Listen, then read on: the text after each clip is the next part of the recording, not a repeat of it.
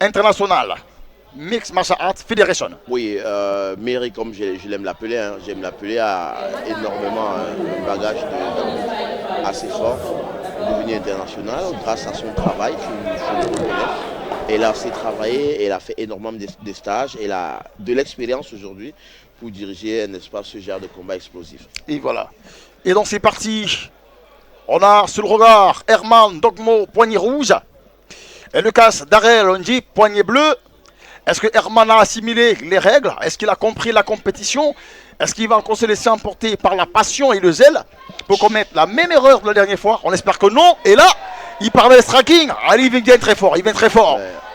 Herman donne un signal. Herman a donné le signal fort, n'est-ce pas, de tuer avec le striking.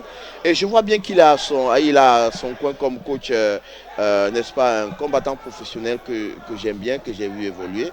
Oui. N'est-ce pas, et Ngono Isono qui fait des lui aussi un combattant.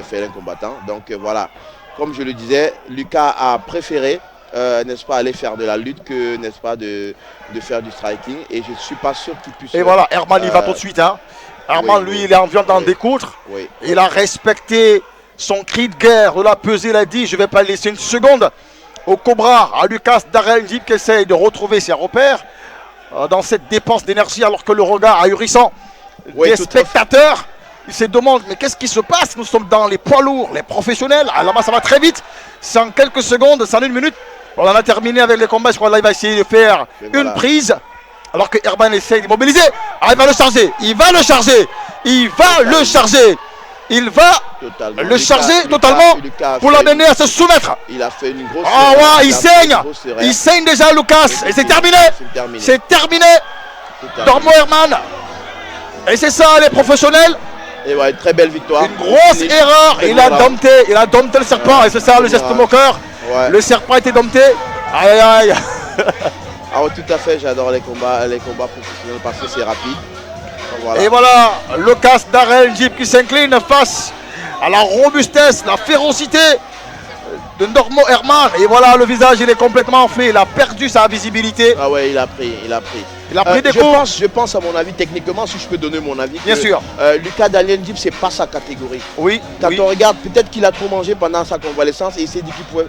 Dans cette catégorie, il faut être de naissance assez lourd et travailler avec son poids. Oui. Là, c'est une grosse débauche d'énergie qu'il ne pouvait même pas supporter. Et quand on regarde morphologiquement, ça ne pouvait pas donner. Et là, cette action, c'est quelque part, Herman n'a pas pris appui sur la grille.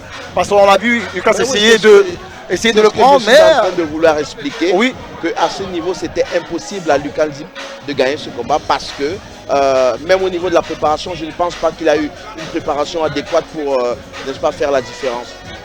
Mal lui en a pris d'être tombé sur quelqu'un qui a très faim et qui a envie de faire ses pas. Ah oui, et là, on a vu coach Simon Bignom, lui qui est un expert, un coach de Mixed Martial Arts, venu de Yaoundé pour commenter, pour vivre cet instant avec nous. Merci de faire la compétition avec nous. Et lui qui donne l'analyse, le fait que oui, Lucas Darrell dans cette compétition n'a pas affronté un adversaire de son poids, de son calibre. Non. Il est de retour de santé, il a osé, il a eu l'audace. Mais à un moment donné, il faut rester assez humble. Moi, je pense quand même qu'il faudrait qu'il y ait une éducation au niveau des coachs, de ne pas accepter tout. Parce qu'on a envie de vivre des expériences. C'est très dangereux dans ce genre de situation, surtout dans notre écosystème. Il faut qu'il y ait une bonne information sur l'athlète, une très bonne information, c'est-à-dire savoir vraiment son poids de forme, savoir son poids de performance, et là on peut juger.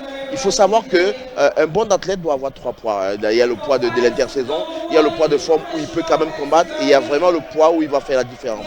Et voilà, Lucas ne pouvait pas, ça je suis très clair là-dessus, il ne pouvait pas arriver à bout de Jordan. Et voilà, et c'est Herman Dormo qui a corrigé l'erreur de l'édition précédente, il n'a pas assez de coups de tête.